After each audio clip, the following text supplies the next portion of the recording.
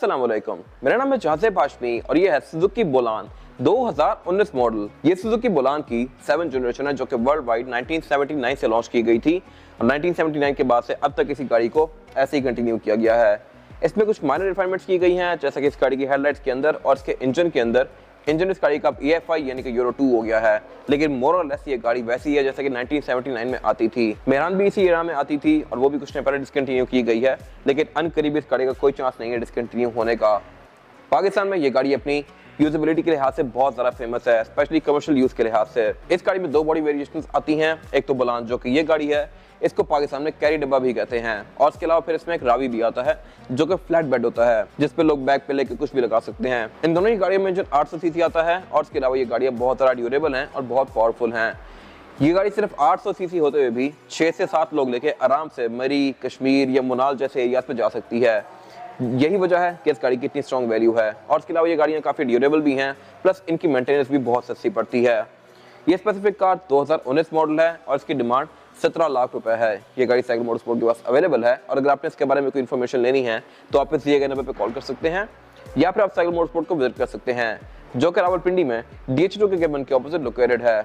Cycle mode की total 2 branches हैं, एक रावलपिंडी में DH2 के गेटवन के ऑपोजिट और फिर एक रावलपिंडी में मरी रोड पर लोकेटेड है।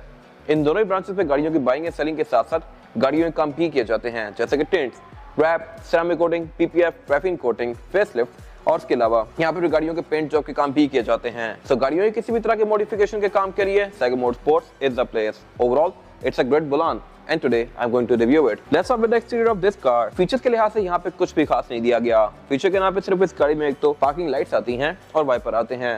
बाकी अगर बात कीजिए इस गाड़ी की हेडलाइट की, तो हेडलाइट इस गाड़ी की बिल्कुल बॉक्सी सी हैं। इनमें एक हैलोजन लैंप आता है और इसके अलावा फिर नीचे एक पार्किंग दी गई है और इंडिकेटर दिया गया है। इसके अलावा यहाँ पे कुछ भी नहीं दिया गया। फ्रंट पे ये ब्लैक वाला एरिया जो है इसके अंदर एक फेक ग्रिल आती है जो कि फेक ही है डेफिनेटली, इसके अंदर कोई एयर वेंट्स नहीं है। और इसके अलावा नीचे एक बम्पर दिया गया है जो कि चीप प्लास्टिक का है। इस गाड़ी का यूनिक सेलिंग पॉइंट यही है कि ये गाड़ी बहुत सारा इनएक्सपेंसिव है। ये हेडलाइट्स चंद 100 रुपए की होंगी, ये वाला ब्लैक वाला एरिया भी, बम्पर भी इसका चंद 1000 रुपए का आ जाएगा और इस गाड़ी की मेंटेनेंस भी काफ़ी सस्ती होती है।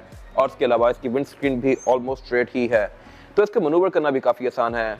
ये अच्छी चीज़ भी है, बुरी चीज़ भी है। अच्छी इस तरह से है कि आप बिल्कुल एंड पे बैठे होते हैं और आपको पता होता है कि आपके बिल्कुल एग्जैक्ट सामने भी क्या है, लेकिन बुरी चीज़ इस तरह से है कि अगर इसका एक्सीडेंट होता है तो ड्राइवर के बचने के चांसेस बहुत कम है। फिर इसके अलावा इसके वाइपर के साथ विंडशील्ड वॉशर भी आता है और इसके अलावा यहाँ पे कुछ भी खास नहीं दिया गया। इसके बाद अगर बात कीजिए इस गाड़ी की साइड प्रोफाइल की, तो ये गाड़ी 5 डोर आती है। 5 इस तरह से कि 2 डोर्स आगे दिए गए हैं, 2 बैक पे दिए गए हैं जो कि स्लाइड होकर खुलते हैं लाइक दिस। और इसके अलावा फिर इसका एक बैक पे भी डोर आता है और इसके अलावा इसके डोर्स की बंद होने की साउंड भी जी वैगन जैसी है। इसको अगर मैं बंद करता हूं तो इसकी साउंड सुनिएगा, थोड़ा बहुत फर्क है लेकिन जी वैगन की मॉडल ऐसी होती है। खैर इसके अलावा रिम इस गाड़ी में सिर्फ 12 इंचेस के आते हैं जिन पर मैं आगे डिस्कशन करूंगा अभी। और इसके अलावा ये गाड़ी बिल्कुल बॉक्सी सी फील देती है साइड से। साइड पे इंडिकेटर इसके यहाँ पे दिए गए हैं और साइड मिरर इस गाड़ी के बिल्कुल प्लास्टिक के हैं। इसमें सिर्फ एक कांच लगा हुआ है, एक होता है ना ग्लास होता है, ये बिल्कुल शीशा है नॉर्मल सा। और इसके अलावा इसको आप हाथ से एडजस्ट करेंगे। इसके अलावा साइड पे कुछ खास नहीं आता। डोर हैंडल इस गाड़ी के बिल्कुल प्लास्टिक में है और इस गाड़ी को सिर्फ आप आगे राइट से अनलॉक कर सकते हैं चाबी से। इसके अलावा यहाँ पे कुछ खास नहीं दिया गया। और अगर बात कीजिए इस गाड़ी की एब्सोल्यूट साइड प्रोफाइल की, तो ये गाड़ी साइज के लिहाज से कोई बहुत बड़ी नहीं है लेकिन ऊंचाई के लिहाज से बहुत ऊपर है, जिसकी वजह से इस गाड़ी को मनूवर करते हुए आपको काफ़ी ख्याल रखना पड़ेगा। अगर आप तेज स्पीड पे कोई टर्न लेते हैं, शार्प टर्न, तो ये गाड़ी रोल ओवर भी हो सकती है, तो ये गाड़ी टॉपल भी हो सकती है। इसके अलावा इसकी रूफ काफ़ी ऊंची है, अंदर बैठ के बंदे की तंगी नहीं होती। इसकी रूफ के साथ ये रेल्स दी गई हैं जो कि इसके अंदर बारिश जाने से रोकती हैं। ये मेरे ख्याल से एक अच्छी चीज़ है, आपने कभी गौर शायद इस पर ना किया हो, लेकिन अगर आप बारिश में शीशा खोलें तो इसके अंदर बारिश नहीं आती, पानी नहीं आता ऊपर से बहता हुआ, उसकी वजह यही रेल है। इसके अलावा इसकी विंडोज़ को आप अलग से ओपन कर सकते हैं। डोर्स का स्लाइड होता है, स्लाइड होने के लिए यहाँ पे एक रेल दी गई है। और इसके अलावा इस गाड़ी में बैक पे लीफ स्प्रिंग्स आते हैं, यानी कि कमानियाँ। आगे शॉक्स हैं, पीछे कमानियाँ हैं, जो कि आप नीचे देख सकते हैं, यहाँ से आपको नजर आ रही होंगी।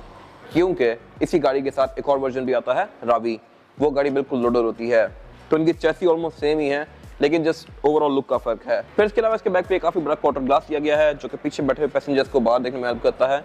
और इसके अलावा ये गाड़ी ऑलमोस्ट सेम ही है डायमेंशंस के लिहाज से। अगर इस गाड़ी को बिल्कुल डीबैच करके और इसकी हेडलाइट टेल लाइट उतार के इसको खड़ा किया जाए तो शायद आपको सिर्फ इसकी बॉडी देख के आइडिया नहीं होगा कि इस गाड़ी का फ्रंट कौन सा है।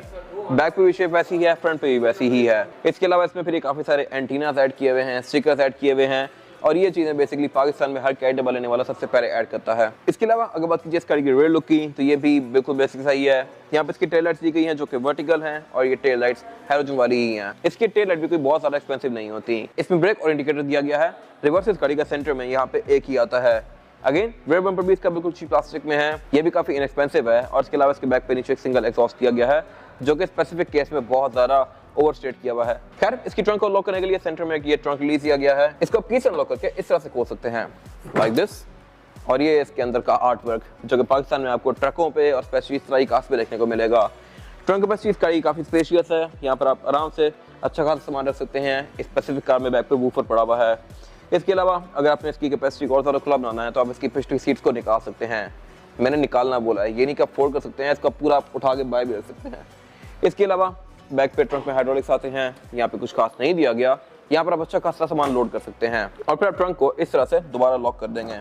इसमें अंदर से खोलने का कोई मैकेनिज्म नहीं आता, आप इसको बैक से ही लॉक अनलॉक करेंगे, लाइक दिस। इसमें प्रॉपर फिजिकल की होल दिया गया जिसमें आप की इंसर्ट करके इसको अनलॉक कर सकते हैं, लाइक दिस। इसके बाद अगर बात कीजिए इस गाड़ी के इंटीरियर की, तो इंटीरियर इस गाड़ी का बिल्कुल स्ट्रिप डाउन है, लेकिन यहाँ पे हर वो चीज दी गई है जो कि आपको काम आ सकती है।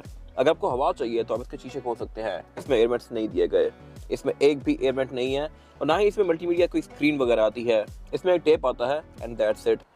सेंटर में मेहरान में 2 एयरवेंट्स आते हैं बट इसमें सुजुकी ने नहीं दिए। और इसके अलावा बाकी यहाँ पे सब कुछ बिल्कुल चीप प्लास्टिक का है। अगर आपको हवा चाहिए तो आप इसका शीशा खोल सकते हैं। शीशा इसमें हाथ से ओपन होता है, लाइक दिस।